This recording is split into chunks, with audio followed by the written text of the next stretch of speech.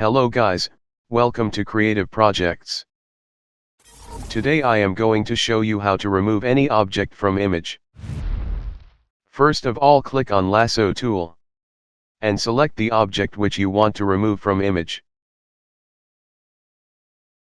After selecting the object, right click on it and select Fill, select Content Aware.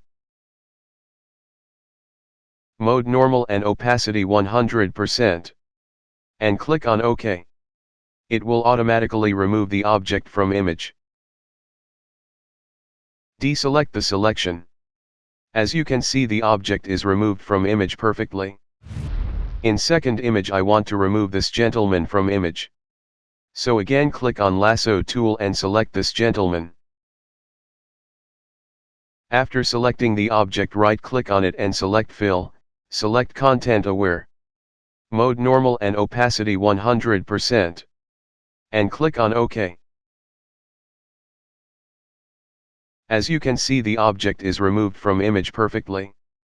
That's it. Thanks for watching the video. If you enjoy this video, then like the video and subscribe my channel for short, quick and easy tutorials.